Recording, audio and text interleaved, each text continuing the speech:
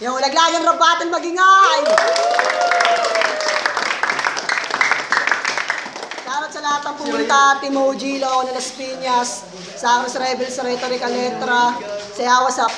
Sa kaliwa ko, may MC, magpakilala ka. Jirax nga pala, shoutout nga pala sa grupo ko, Cavite Mavstas, LBS, SBG, Six Side, G-Side. Sa mga pumunta kong tropa, dani kaming lana, lab mapaglaro, Greg ng Vigilante. Kay Boss Shelwin, Boss Nika, Ma'am JJ, Boss Henry, Boss Kay, tapos kay Ma'am Susan, tapos kay Boss Reboy, at yun lang. Sa kanan ko naman, wala pa ng Team OG, magpakilala ka. J-Mac, Team OG. Shoutout nga pala sa G-Force, WhatsApp, Team OG, pati kay Raima Jane. Tsaka advance happy birthday kay Aimee Grabador pa, pati kay Fatal, pati sa mga asama ko. Yun lang. Ito, pakinggan natin to. Nanalo si J-Mac ng coin toss, pinili niyang mauna si Jirax. Unang banat kay Jirax, pakinggan natin. Baby ko. Kamusta, mista? Sir Only One, salamat. Gutom na ako ulit bumatil, kaya bata mo, ang gusto mo sa akin, ipakagat. Pagkatao mo ay puro lamat, pupuruan ko na lang. Ipaparanas ko ulit sa'yo ang pagiging talunan. Delivery mo walang buhay, parang karo ng patay. Sumigaw ka man dyan ng malakas, wala ka pa rin ingay. Samantalang ako, sa unang pagkapanalo, ako ay lubos na natuwa. Masarap palang magpasaya ng ibang tao habang may ngumangawa. Babaliin ko ang rules kahit alam kong paborito ka dito. Dito sa laglagan, mahirap manalo kapag ang murado di mo kapartido. Itanim mo to sa iyong sentido, huwag kang pakakasiguro. Mahina ka lang naman, abang mo kasing lakas ni Taguro. Kada punchline may tumutumba, parang sapak ni Saitama. Mamarkahan kita ng X sa mukha, gamit ang katana. Mala Samurai X to, pero gamit kong espada kay Zoro. Wala na kayo makikitang bakas, magtawag man kayo ng soko. Alam kong di ito batid, ng utak mong makitid, na ang batang karap mo ay hindi lang extraordinary kid. Lalaliman ko pa ba? Mukhang sapat na ang ginawa kong hukay. Kakatapos lang ng Pasko at bagong taon, pero parang araw na naman ng patay. Ganyan sumulat ng mabigat, walang nakakabuwat. Round 1 pa lang, pero pakiligpit na tong kalatan. Pangalawang banat kay J-Mac, pakinggan natin. Yo! 2017 na, pero ang araw natin, pasulong na ng pasulong. Ikaw pare, yung balat mo, paurong na ng paurong. Habang tumatagal pare, yung kulay mo, patutong na ng patutong. Jirax, tangina, pangalan pa lang, pangbato na. Tapos yung laban niya, ay Glenn, tangina, nagbilang pa siya. Talagang sinusubuan mo ko. Yo, sasampulan ko lang tong kalabang ko, mukhang tanga. Siyamrak ang tugtog habang pinaglalaruan ka. 8, lungod ka sa harapan ko habang tumutupa pa. Tutupiin kita sa 7, ganyan ako pumarusa.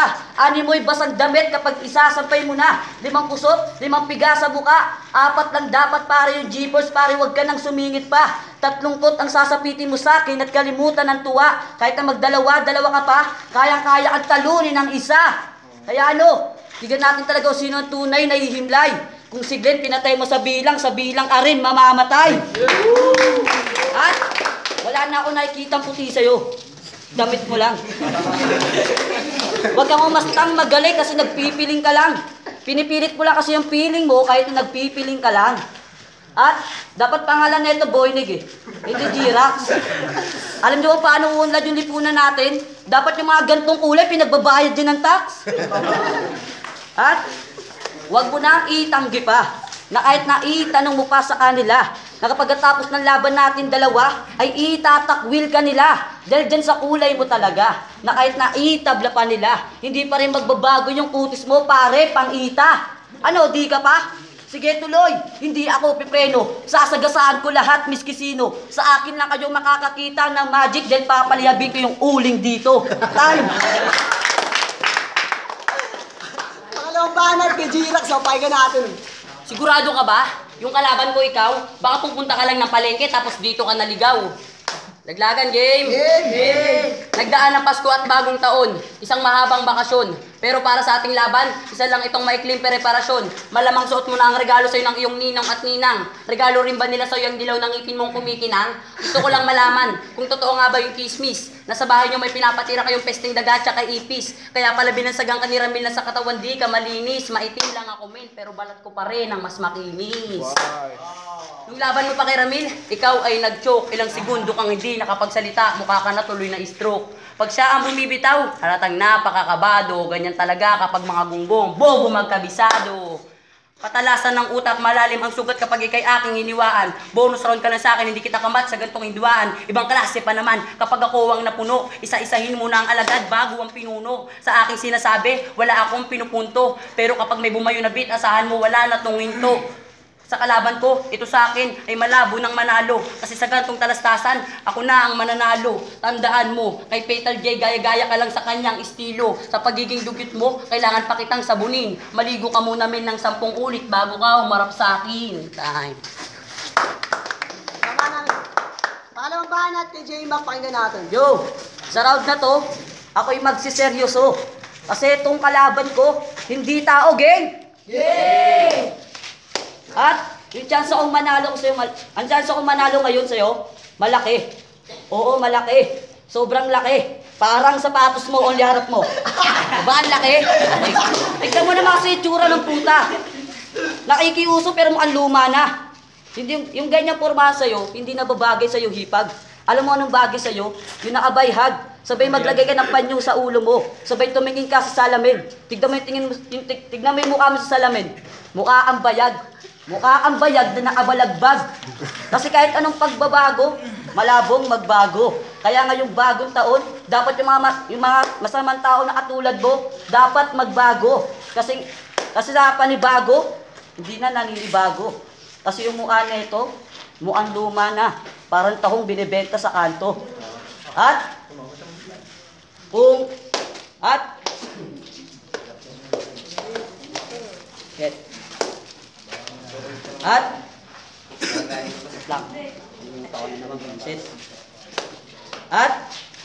tangina mo ka. Yung umulan ng kaputian, tangina mo, tulog ka. Buti si Fatal J nakadungo sa bintana nila yung cat konti, natalsikan siya.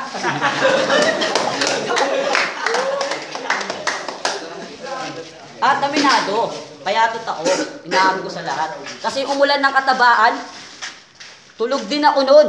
Alam mo si Rhyme, yung umulan ng katabaan, nagtago sa drum yun. Kasi alam niyo yung umulan ng katabaan, nakala niya bagyo yun. Pero wag ka.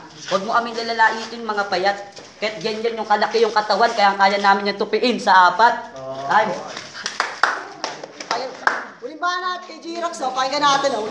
Respect lang. Nung nagpaulan daw ng kapugian, nagpaulan daw ng kaputian, natutulog daw ako. At least nung nagpaulan ng kapugian, nagigising ako. Naglagan game. Naglagan game. Kung puro panlabas na katangian ng pangasar mo sa akin at mapupuna, baka nakakalimot kayo na ang kulturang hip-hop sa mga negro nagmula. Ito ay parang parabula. Dahil tuturuan kita ng aral na moral. Nang sa ganun, magbago na ngayong taon yung mga taong katulad mong kukupal-kupal. Simula ngayon, ito na ang iyong magiging panguli. Nagpapalakas sa mga amo to, kaya laging sumasali. Sa ating liga, magtatanggal ako ng salot. Nakita kita kanina, sa bayag ka kumamot. Kaya pala binansagang ka ni Ramil na di malinis sa katawan. Isang makata na naman ang lulod sa aking harapan. Malas ka na lang ako ang iyong nakalaban. Handa na ako makipagpatayan para lang sa karangalan. G-Rox ang aking pangalan. Itatak mo sa iyong kukote. Kilala ka lang sa inyong lugar ako. Kilala na sa iba't ibang baluarte. Paano ba yan? Sa ating laban, wala na dapat pag-usapan. Dahil batang makata ng Cavite Mavs tas ang magkakampyon sa Laglagan. Hindi naman sa ikay pinapangunahan. Wala ka na kasing chansang manalo. Pag-asa mo na lang pag bumuto sa'yo yung mga bobong urado. Sa ating laban, ito'y aking itutupi. Itong kalaban ko kasi mukha lang tabingi. Kaya ako ay medyo nawawala na. Pero asahan mo, hindi to hintuwa. Itong kalaban ko, ito ay nakapula. Tingnan mo mukha nito, mukhang maglalaba. Yung damit mo pare, guys. Ninakaw mo lang yan, kila only one. Gusto ko pa sanang mag-freestyle. Itong kalaban ko ayaw umismay. Bakit malungkot ka? May problema ka ba? Anong problema mo, pera? Bibigyan na lang kita, sa akin makinig ka. Kasi kalaban ko nga yung sure talo na siya. Round 2 par siya ay nag-choke. Itong kalaban ko mukha na itong na-stroke. Panis sa akin, pero ito, time. Tangin na. Ano? Uling banat para kay J-Mac, pakinggan natin. Yo! Sa round 3 na to, siguradong sure win na to. Kasi sa paggamit ko sa pagpatay sa'yo, yung 2 letra sa pangalan mo, gang! Gang! Kasi itong si D, di naman talaga matindi. Puro kasigaw, puro kasalita, putang ina nakakarindi. Putang ina nakakarindi. At hindi naman kasi D. Yung mukha mo na yan kasi, nakakatindi. Lagyan mo kasi yung kontintindi, yung banat mo na matindi at para maintindihan ng lahat. Kasi sa akin nyo lang narinig yung banat na matindi na di nyo pa nakikita sa lahat. Di porket may G ka sa pangalan, tangina mo, gangster ka na. Hindi lahat na may G sa pangalan, gangster, yung iba, gwapo lang talaga. At tangina yung laban niya again, yung Team OG, dinamay niya pa. Tangina mo, gusto mo ng damayan? Sige, idadamay ko sila. Kakantutin ko yung shota mong maganda kung meron man. Bibitayin ko yung tate mong adik at sasabit ko sa kawayan. Titiyain ko ang matatalo ngayon naman dito, ikaw naman. At itong si J-Mac, huwag niyong nilalang. Dahil sa Makatan to, marami ng takot at ilang. Di naman ako sa nagmamayabang, ako'y nagbibigay balalalang. Para sa katulad kong Makatan na gustong kumain ng laman, na parang bitukang halang. Pero kahit nagaano katalim ng mga bara mo, ako'y nandito't handang. Salawin lahat yan, kaya tawagin mo kong matibay na sanggalang. Pero kahit napananggalang, hindi mo kakayanin to. Yung itsura mo na yan, akala mo nagbabato. Pero di nga ako nagkamali, tama ang hinala ko na isa ka rin sa mga adik na kailangang magbago. Time! Lalo na ba ng magingay? Naglagan na ba ng magingay? Salamat sa mga pumunta. G-Rax vs. J-Mac, ang boto, 3-0 para kay G-Rax. Thank you, salamat sa mga. KJS, binoto ko si G-Rax sa natawag. Binoto ko si G-Rax kasi pinagandaan talaga. Noong first round, lumamang sa akin si J-Mac kasi bars na may halong joke. Second round, nagtabla lang sila. Kasi medyo parang nawala yung J-Mac, medyo nababawan ako sa mga sinasabi niya. Third round, lumamang sa akin si G-Rax kasi solid yung mga bars. Nag-gap pa siya ng may beat. Hindi lang po kakapela.